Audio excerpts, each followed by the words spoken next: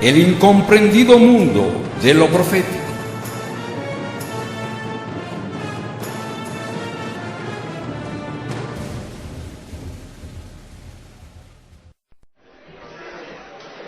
Mientras ellos se iban, comenzó Jesús a decir de Juan a la gente: ¿qué salisteis a ver al desierto? ¿Una caña sacudida por el viento? ¿O qué salisteis a ver? ¿A un hombre cubierto de vestiduras delicadas? He aquí los que llevan vestiduras delicadas en las casas de los reyes están. ¿Pero qué salisteis a ver? ¿A un profeta? Sí, os digo, más que profeta. Porque este es de quien está escrito: he aquí yo envío mi mensajero delante de tu faz, el cual preparará tu camino delante de ti. De cierto os digo, entre los que nacen de mujer, no se ha levantado otro mayor que Juan el Bautista. Pero el más pequeño en el reino de los cielos, mayor es que él. Desde los días de Juan el Bautista hasta ahora, el reino de los cielos sufre violencia, y los violentos lo arrebatan. Porque todos los profetas y la ley profetizaron hasta Juan. Y si queréis recibirlo, él es aquel Elías que había de venir. Mateo 11, 7 al 14.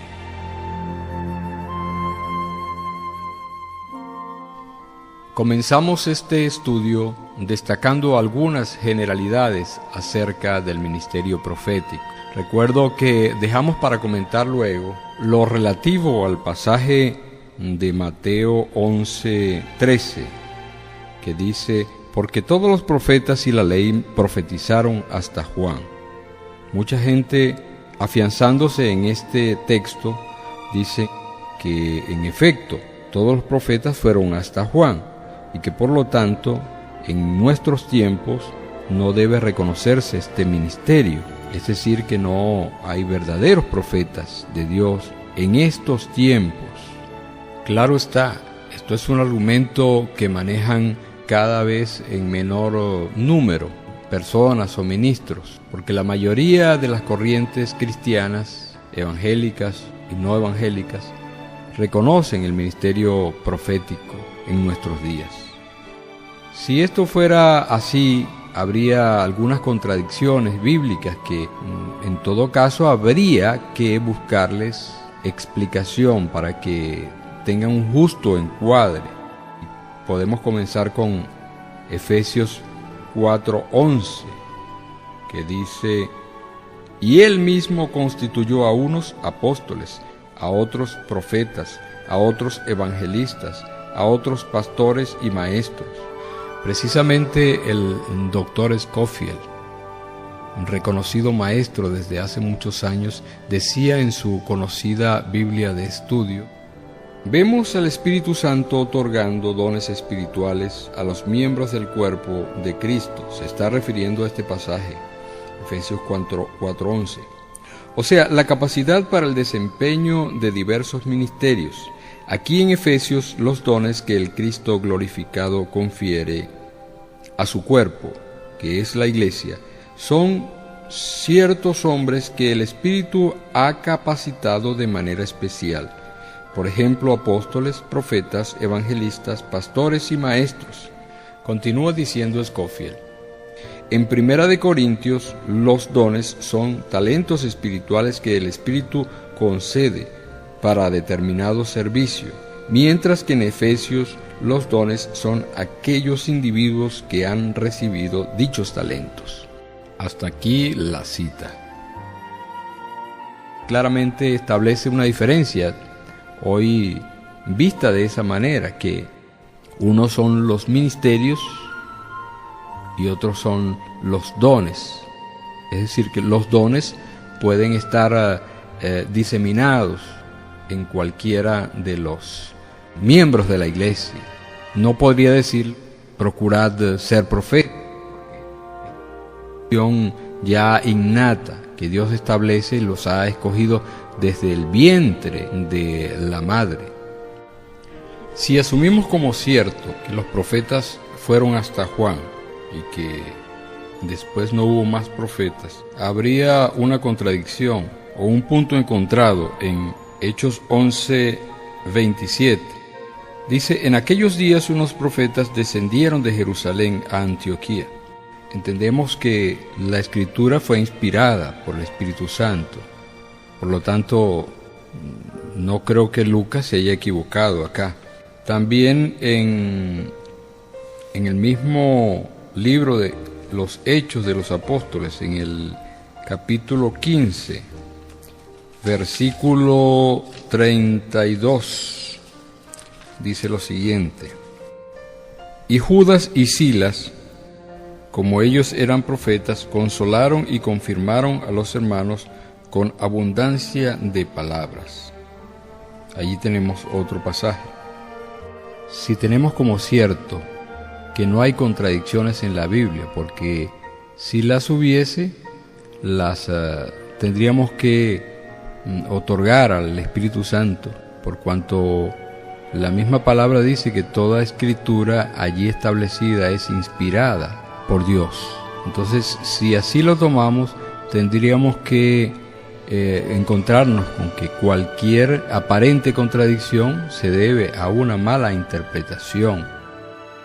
Entonces es claro y evidente que hay una mala interpretación de Mateo 11:13. Dice que no habrá profetas después de Juan. Si es así, ¿qué quiso entonces decir el Señor?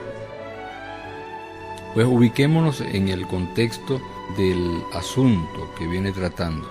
El Señor viene diciendo en el versículo 11 del mismo capítulo, dice: de cierto os digo, entre los que nacen de mujer no se ha levantado otro mayor que Juan el Bautista, pero el más pequeño en el reino de los cielos mayor es que él. Desde los días de Juan el Bautista hasta ahora el reino de los cielos sufre violencia y los violentos lo arrebatan. Y ahí dice: porque todos los profetas y la ley profetizaron hasta Juan.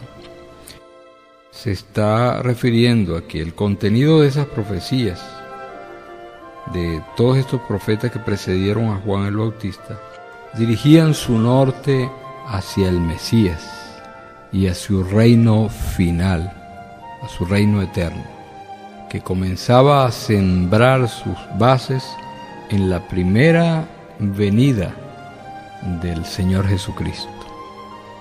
Y el Señor continúa diciendo en el versículo 14: y si queréis recibirlo, Él es aquel Elías que había de venir. Entonces, la clara relación de lo que Él está tratando no es que si vendrían o no más profetas, sino que hace énfasis en el ministerio de aquel hombre llamado Juan el Bautista, el último de los profetas en la primera venida. Pero tal cual como lo leímos en los pasajes de los Hechos de los Apóstoles, continúan habiendo profetas ya en la iglesia, que es la representación del cuerpo de Cristo. Con esto no se quiere decir que el resto de los ministerios proféticos tenga el mismo nivel que tuvo el ministerio de Juan o el ministerio de Elías, por ejemplo. Y eso es algo que vamos a tocar en otro programa. Como ustedes deben saber, en tiempos del profeta Eliseo y en tiempos de cualquier otro profeta, yo los llamaría de menor categoría.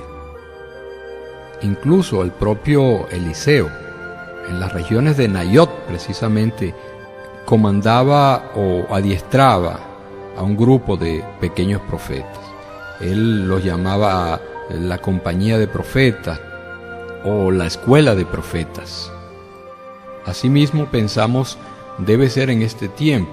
Habrá profetas de alta categoría, reconocidos mundialmente como tales, y otros en toda iglesia local, que cumplen labores de cierta característica, cuestión esta que podemos también abordar en programas posteriores. Resumiendo entonces lo de la verdadera intención del Señor, fue como decir, hasta aquí, como cuando una persona dice, hasta Pedro llega la lista de las personas que van a pasar. No quiere decir que de allí en adelante nadie más va a pasar, porque más adelante, si sigue pasando gente, quiere decir que ahora la lista viene después de Pedro. Tan claro como eso. Y fíjense que casi tradicionalmente no se tiene en las iglesias locales el establecimiento de este ministerio como parte oficial de la iglesia. Sabemos de pastores, sabemos de apóstoles, se menciona evangelistas, maestros, pero muy rara vez se habla de profetas. Tiene que cada uno ir haciendo su lugar por la misma fuerza en que Dios se va moviendo en medio de ellos. Y así parece que ha sido siempre, antes del establecimiento de la iglesia, como si quizás Dios preestableciera, como cuando dijo aquello de que nadie es profeta, nadie es reconocido en su propia tierra, y yo diría en su propia congregación, que tal vez sea necesario que de esta manera se dé para que haya cierta libertad al momento de fijar y señalar verdades de Dios, que no haya un compromiso. Dios sabe hacer las cosas, porque habiendo ciertos compromisos, entonces quizás se limitaría la razón fundamental del ministerio profético de anunciar verdades y de señalar defectos para la edificación misma de la iglesia.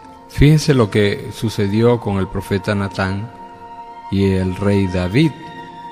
Él tuvo que anunciarle cosas bastante fuertes, que a lo mejor siendo un vasallo suyo, un miembro de su corte, a lo mejor no hubiera señalado aquellas verdades que no tenían más que ver sino con el gobierno final de Dios y no con el gobierno temporalmente establecido en la monarquía de David.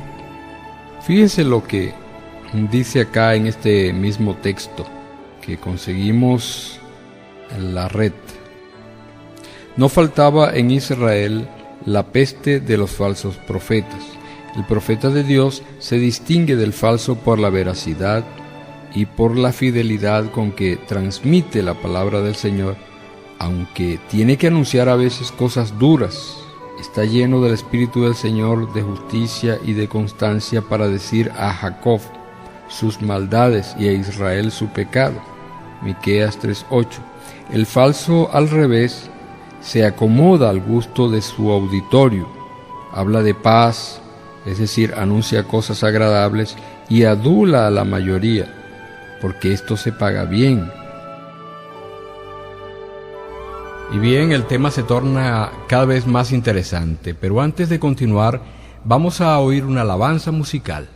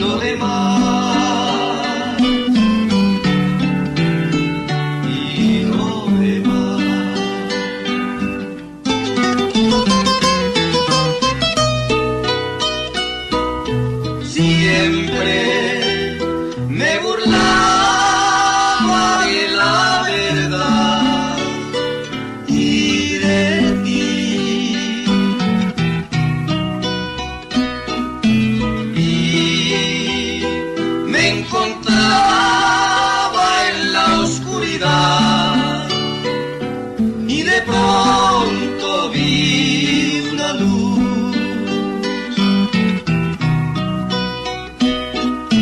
una luz que me iluminó. Era el rostro de mi buen Señor. Hoy soy feliz por su amor.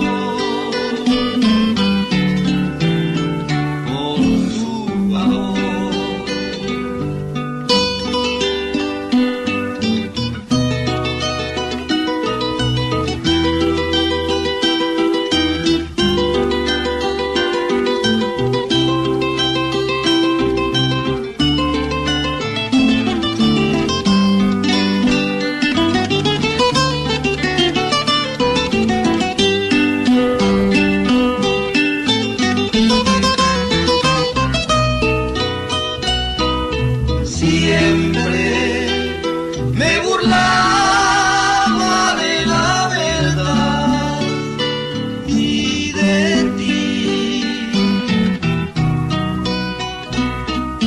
y me encontraba en la oscuridad y de pronto vi una luz.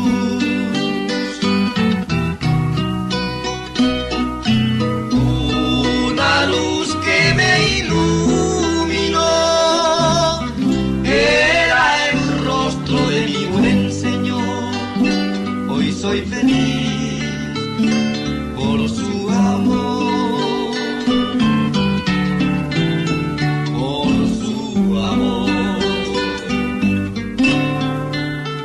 por su amor, por su amor.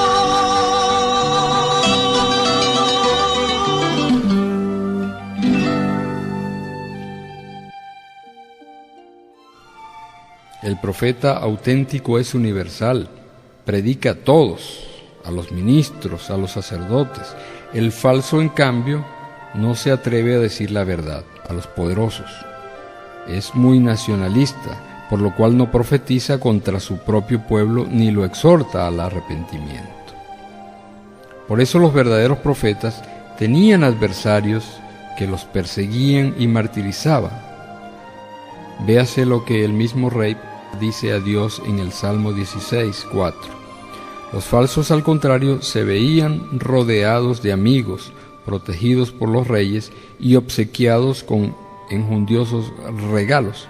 Siempre será así.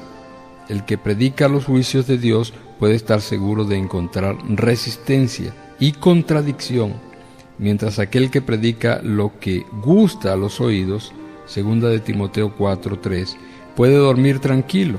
Nadie le molesta, es un orador famoso.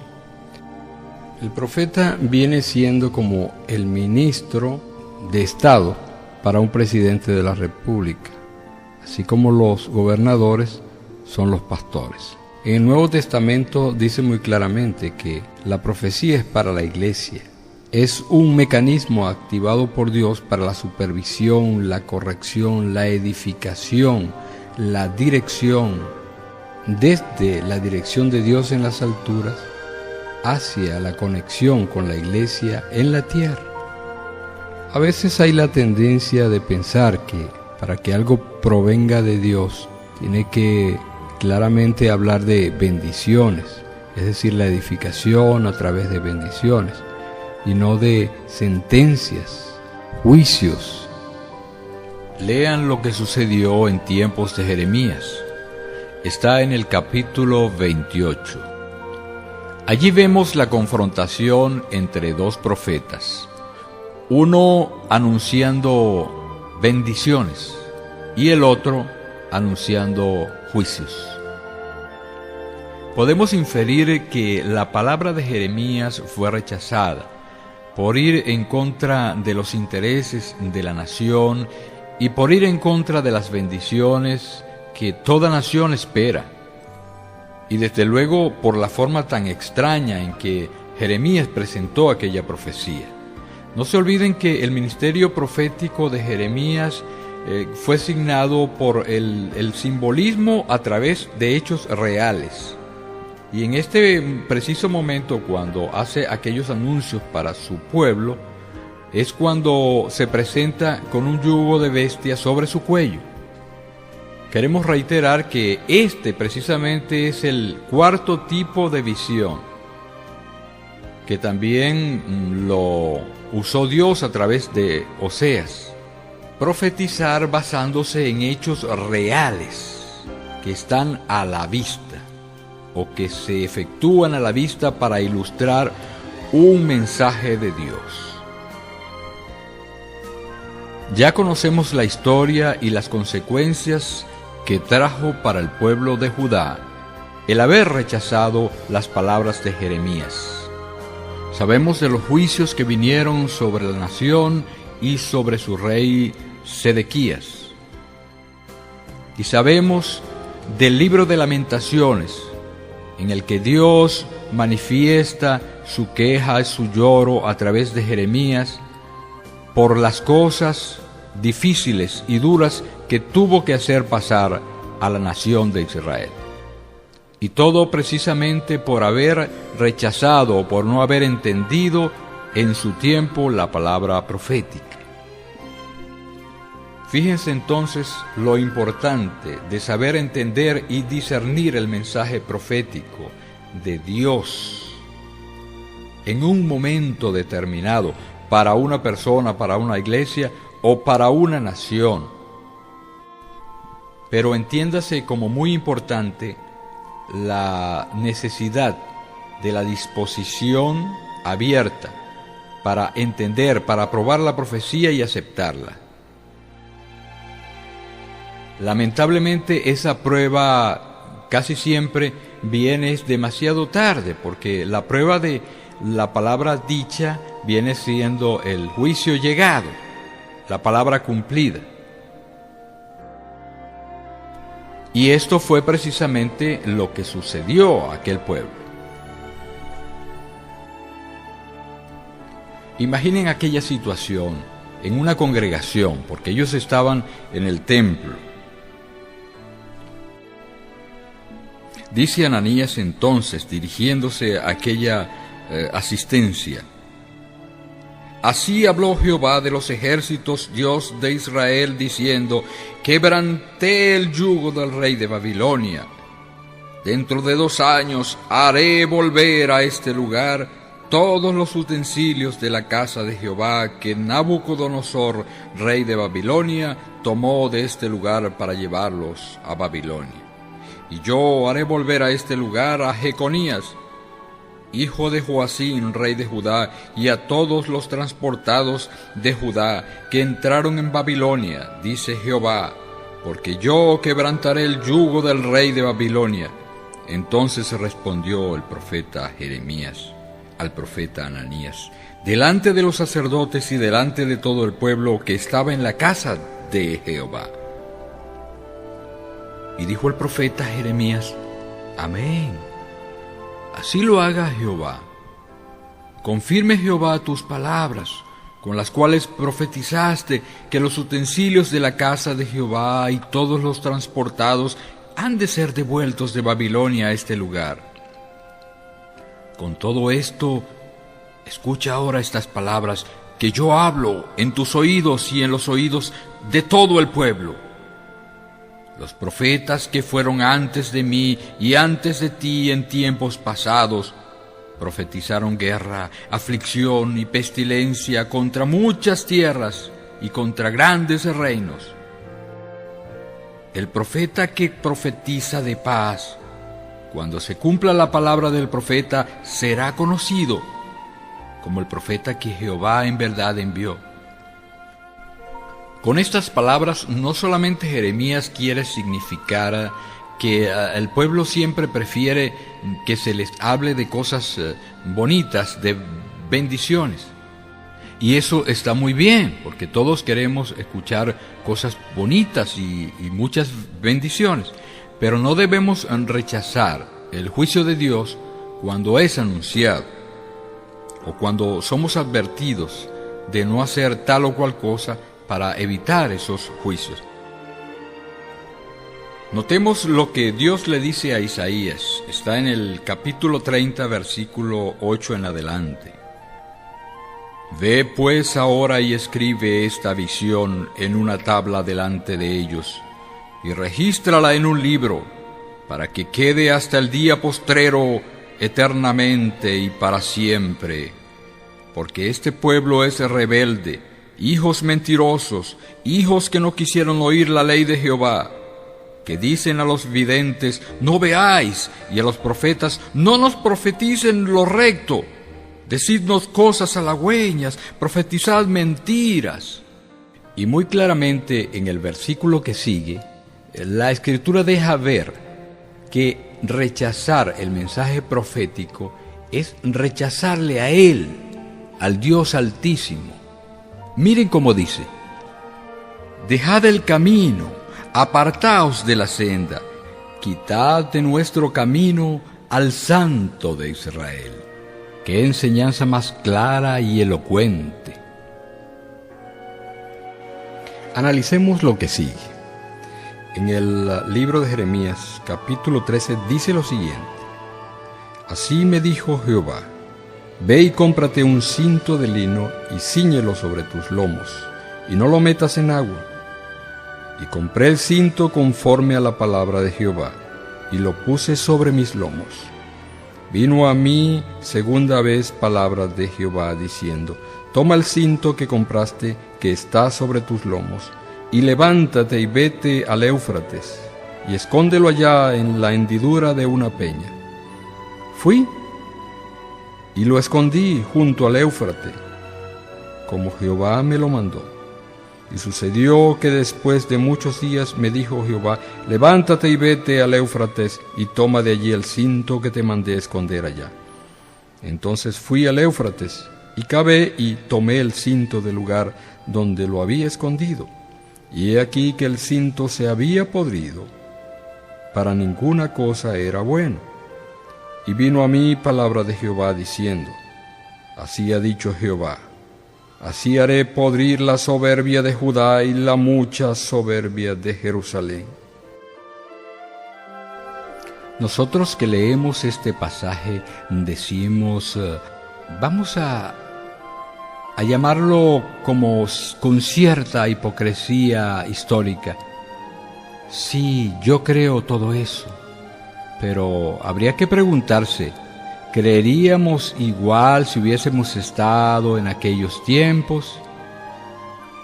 Si hubiésemos estado en aquel tiempo de Jeremías, viéndolo así como un hombre común y corriente, que hubiese dicho, como por ejemplo, en modo sencillo: Dios me dijo esto, hermanos, que fuera, me comprara un cinto, y llegué al tijerazo o una tienda por allí, y compré el cinto. Entonces me dijo que me fuera al río, allí al río Turbio, y lo metiera entre las piedras. Y después de muchos días me dice que fuera a buscarlo. Y busqué y estaba deshecho, podrido. La gente diría: pues claro, tiene que pudrirse. Entonces no me parece una cosa así de que eso provenga de Dios. Y entonces Jeremías les dice: escuchen esto que así les dice el Señor. Así como se pudrió ese cinto de lino, así Él pudrirá la soberbia de Caudare y Barquisimeto. ¿Se dan cuenta de lo difícil del asunto? ¿Cuántas veces no he sabido de mensajeros, de profetas, que han sido rechazados? Y ahora cuando se están cumpliendo las cosas, es que la gente dice: eso lo dijo fulano y lo dijo sutano en el año 80 y tanto. Bueno, es de entenderse que esto es difícil, pero es de entenderse también que todo eso es el mover de Dios, por difícil y por incomprensible que resulte. Siempre ha sido de esa manera. Y es fácil creerlo después que al paso de los siglos lo leemos en la Biblia. o lo escuchamos por el relato de nuestros antepasados. Bien lo decía el gran predicador del siglo XIX, Dwight L. Moody. Él decía que tenían que pasar siglos para que la palabra de algún profeta fuera reconocida en el tiempo de otros. Y así decía, por ejemplo, en tiempos de Moisés era Job. En tiempos de Jeremías era Moisés. En tiempos de Daniel era Jeremías, etc. Y los profetas de este tiempo, ¿cuándo serán creídos? Cuando venga Lamentaciones. Y noten esto, allí en la Biblia se nos habla de Belén, de Jerusalén, de Capernaum, pero pudo haber sido Barquisimeto, Valencia, Maracay, Duaca, Siquisique, y haber sido, por ejemplo, al revés, que aquellos episodios se hubiesen desarrollado acá y luego sean leídos allá.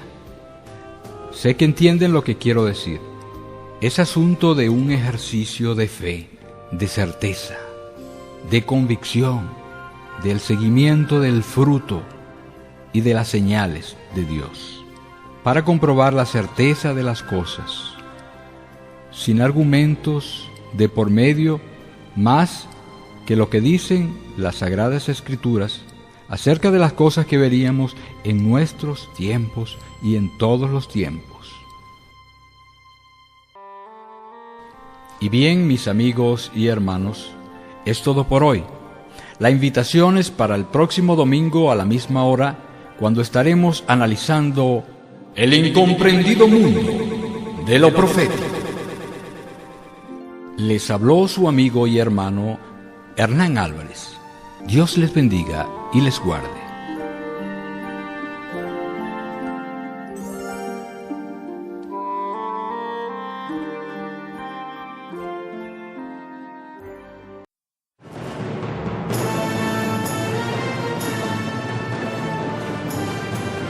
El incomprendido mundo de lo profético.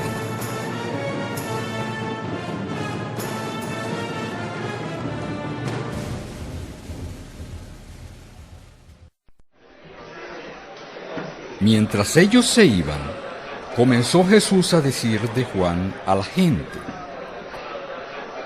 ¿qué salisteis a ver al desierto? ¿Una caña sacudida por el viento? ¿O qué salisteis a ver? ¿A un hombre cubierto de vestiduras delicadas? He aquí los que llevan vestiduras delicadas en las casas de los reyes están. ¿Pero qué salisteis a ver? ¿A un profeta? Sí, os digo, más que profeta.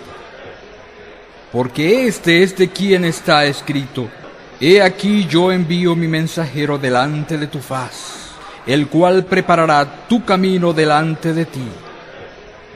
De cierto os digo, entre los que nacen de mujer, no se ha levantado otro mayor que Juan el Bautista. Pero el más pequeño en el reino de los cielos, mayor es que él.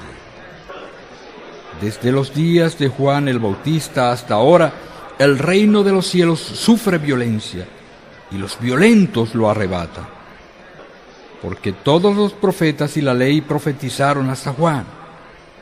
Y si queréis recibirlo, él es aquel Elías que había de venir. Mateo 11, 7 al 14.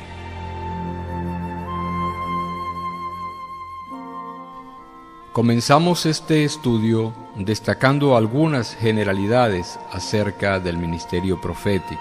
Recuerdo que dejamos para comentar luego lo relativo al pasaje de Mateo 11:13, que dice: porque todos los profetas y la ley profetizaron hasta Juan.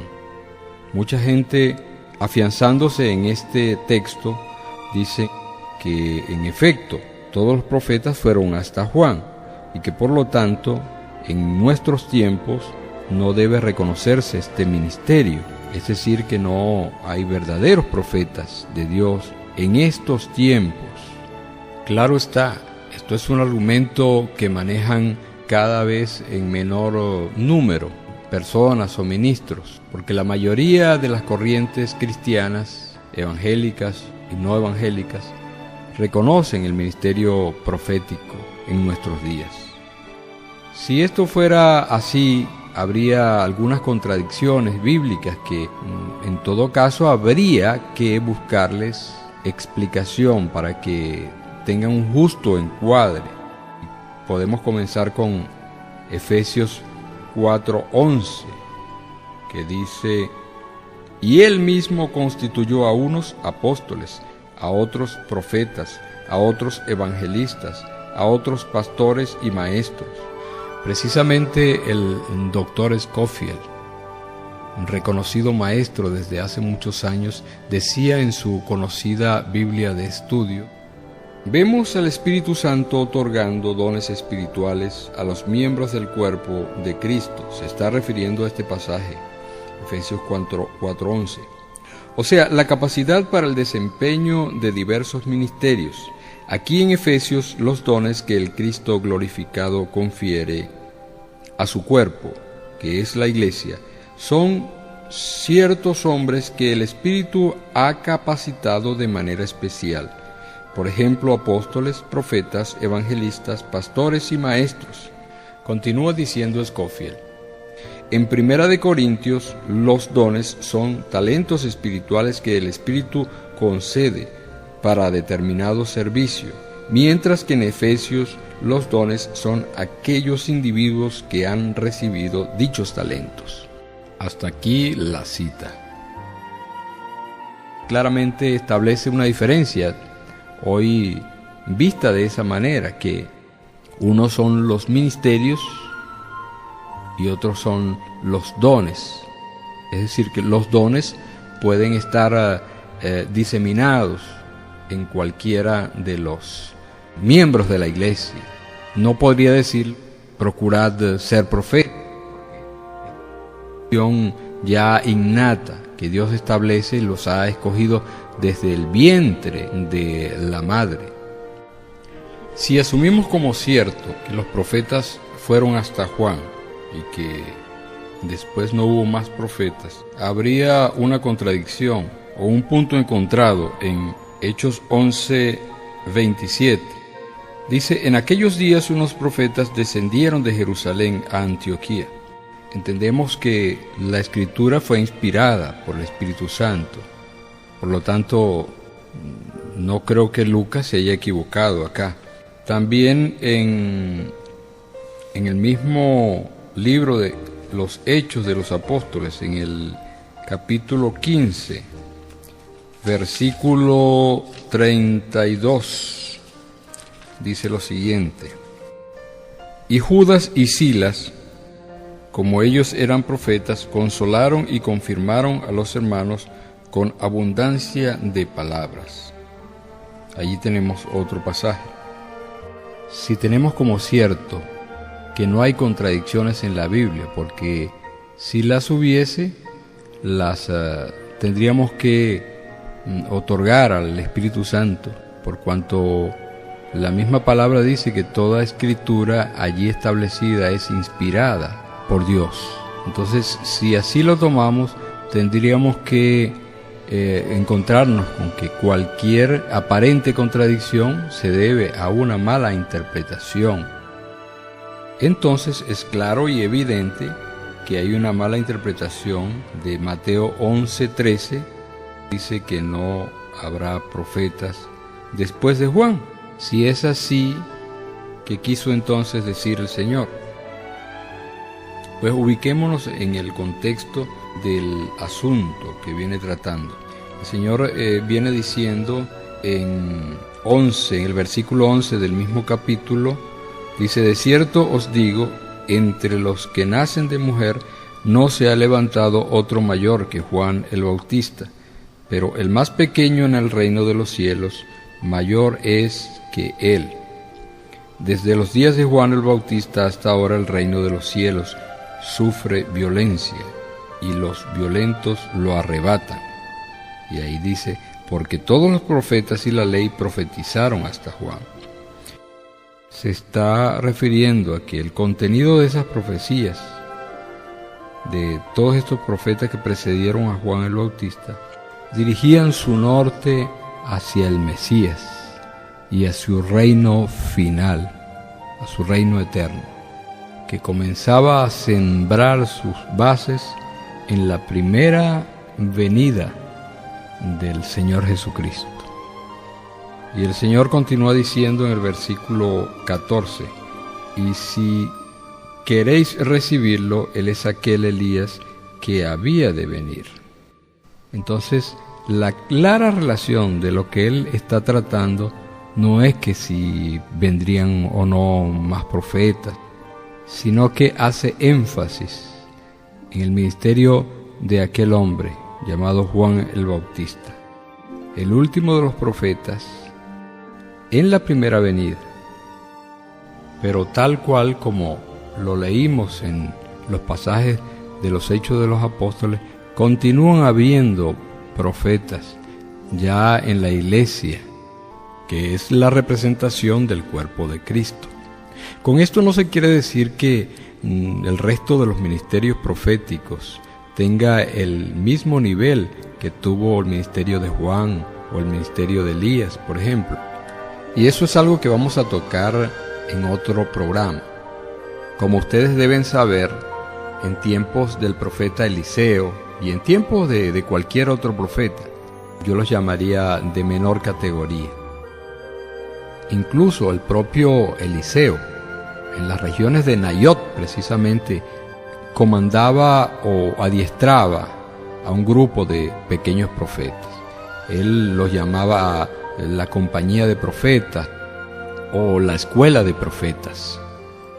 Asimismo pensamos debe ser en este tiempo.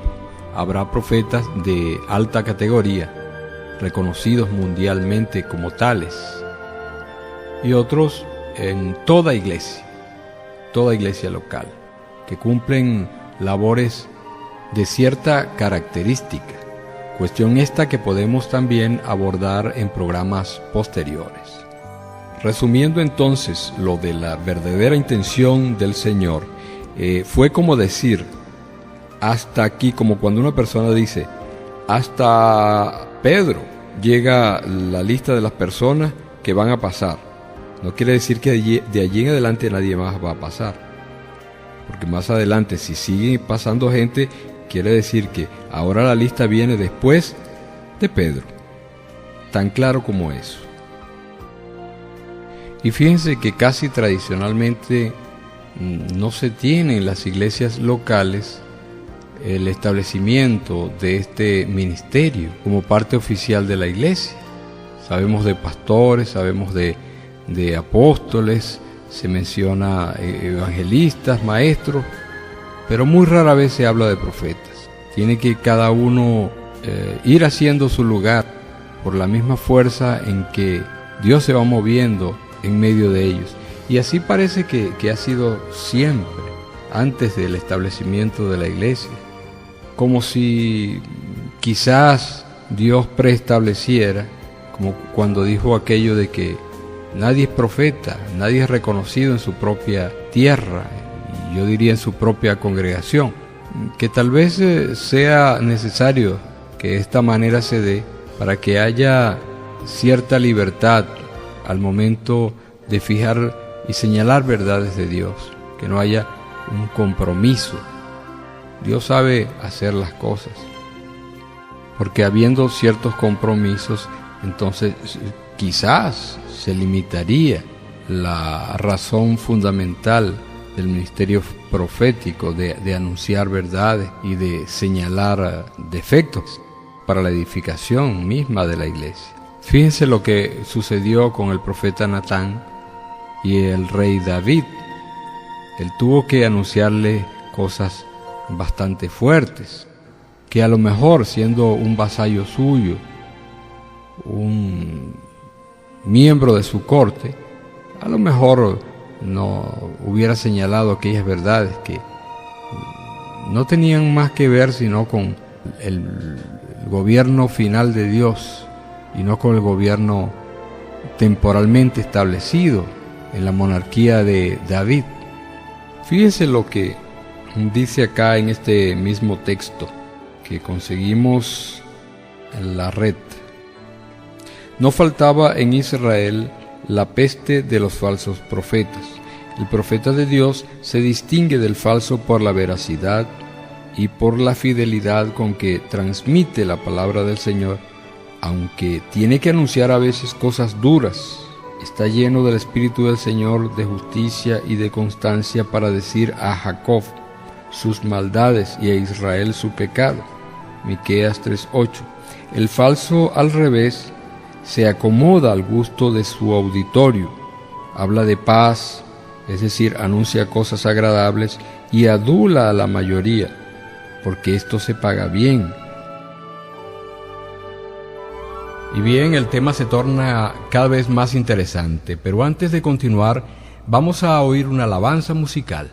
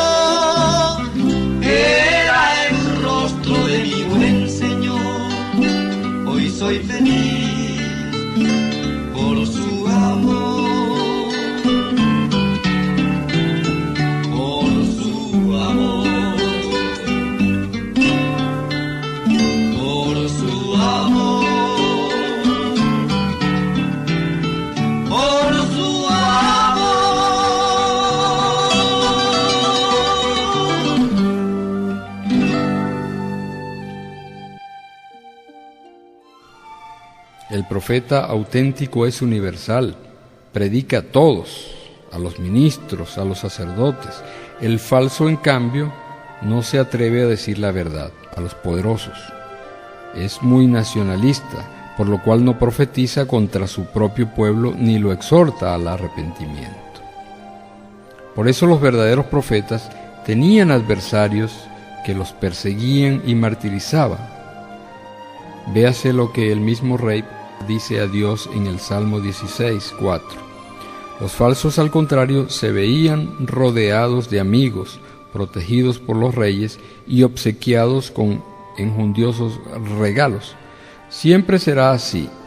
El que predica los juicios de Dios puede estar seguro de encontrar resistencia y contradicción, mientras aquel que predica lo que gusta a los oídos, 2 de Timoteo 4:3, puede dormir tranquilo. Nadie le molesta, es un orador famoso. El profeta viene siendo como el ministro de Estado para un presidente de la República, así como los gobernadores son los pastores. En el Nuevo Testamento dice muy claramente que la profecía es para la iglesia. Es un mecanismo activado por Dios para la supervisión, la corrección, la edificación, la dirección, desde la dirección de Dios en las alturas hacia la conexión con la iglesia en la tierra. A veces hay la tendencia de pensar que para que algo provenga de Dios tiene que claramente hablar de bendiciones, es decir, la edificación a través de bendiciones, y no de sentencias, juicios. Lean lo que sucedió en tiempos de Jeremías. Está en el capítulo 28. Allí vemos la confrontación entre dos profetas, uno anunciando bendiciones y el otro anunciando juicios.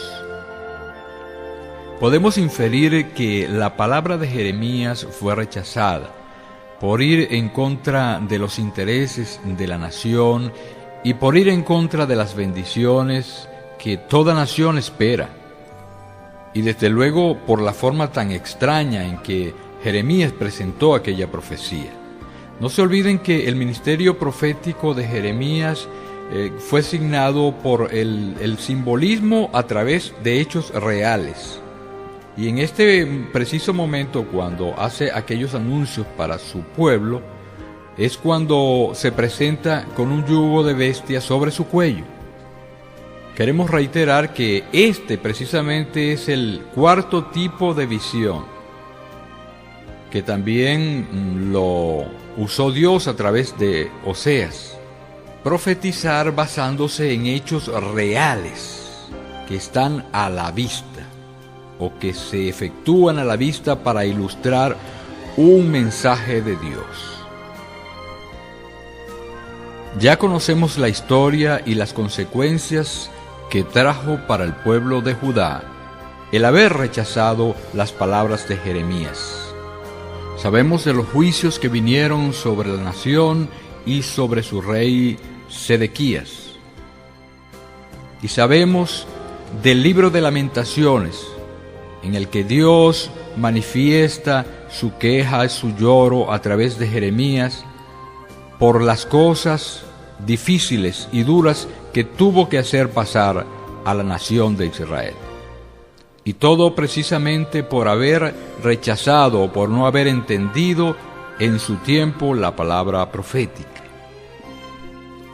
Fíjense entonces lo importante de saber entender y discernir el mensaje profético de Dios en un momento determinado para una persona, para una iglesia o para una nación. Pero entiéndase como muy importante la necesidad de la disposición abierta para entender, para aprobar la profecía y aceptarla. Lamentablemente esa prueba casi siempre viene demasiado tarde, porque la prueba de la palabra dicha viene siendo el juicio llegado, la palabra cumplida. Y esto fue precisamente lo que sucedió a aquel pueblo. Imaginen aquella situación en una congregación, porque ellos estaban en el templo. Dice Ananías entonces, dirigiéndose a aquella asistencia: Así habló Jehová de los ejércitos, Dios de Israel, diciendo: Quebranté el yugo del rey de Babilonia. Dentro de 2 años haré volver a este lugar todos los utensilios de la casa de Jehová que Nabucodonosor, rey de Babilonia, tomó de este lugar para llevarlos a Babilonia. Y yo haré volver a este lugar a Jeconías, hijo de Joacín, rey de Judá, y a todos los transportados de Judá que entraron en Babilonia, dice Jehová, porque yo quebrantaré el yugo del rey de Babilonia. Entonces respondió el profeta Jeremías al profeta Ananías, delante de los sacerdotes y delante de todo el pueblo que estaba en la casa de Jehová.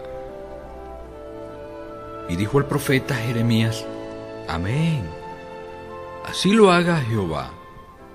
Confirme Jehová tus palabras, con las cuales profetizaste que los utensilios de la casa de Jehová y todos los transportados han de ser devueltos de Babilonia a este lugar.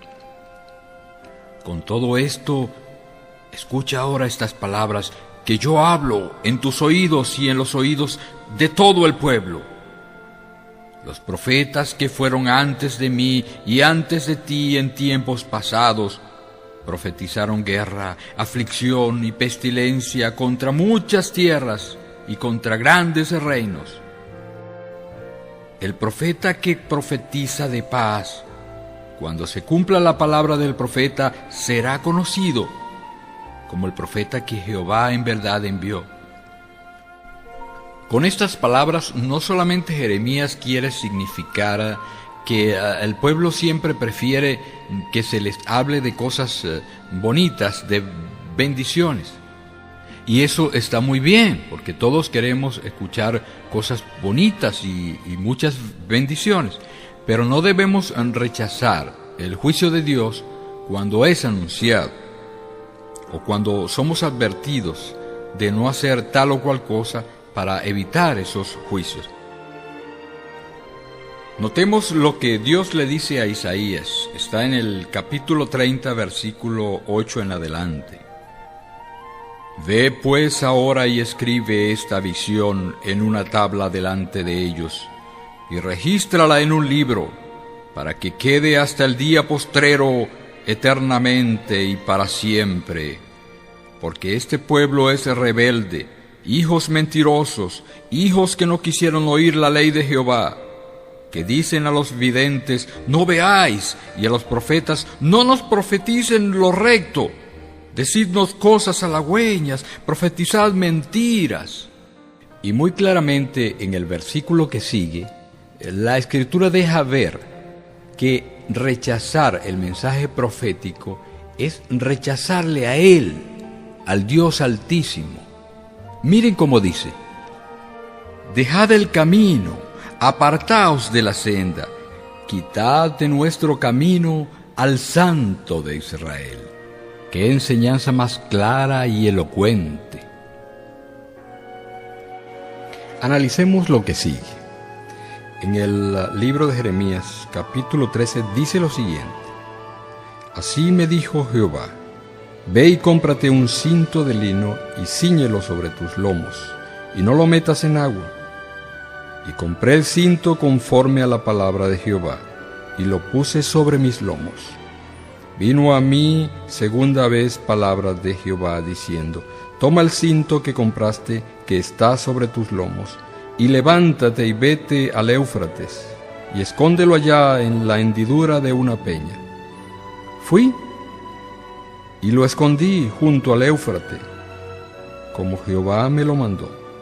Y sucedió que después de muchos días me dijo Jehová: levántate y vete al Éufrates, y toma de allí el cinto que te mandé esconder allá. Entonces fui al Éufrates, y cavé y tomé el cinto del lugar donde lo había escondido. Y he aquí que el cinto se había podrido, para ninguna cosa era bueno. Y vino a mí palabra de Jehová diciendo: Así ha dicho Jehová, así haré podrir la soberbia de Judá y la mucha soberbia de Jerusalén. Nosotros que leemos este pasaje decimos, vamos a llamarlo como con cierta hipocresía histórica. Sí, yo creo todo eso, pero habría que preguntarse, ¿creeríamos igual si hubiésemos estado en aquellos tiempos? Si hubiésemos estado en aquel tiempo de Jeremías, viéndolo así como un hombre común y corriente, que hubiese dicho, como por ejemplo, en modo sencillo: Dios me dijo esto, hermanos, que fuera, me comprara un cinto, y llegué al tijerazo o una tienda por allí y compré el cinto. Entonces me dijo que me fuera al río, allí al río Turbio, y lo metiera entre las piedras. Y después de muchos días me dice que fuera a buscarlo. Y busqué y estaba deshecho, podrido.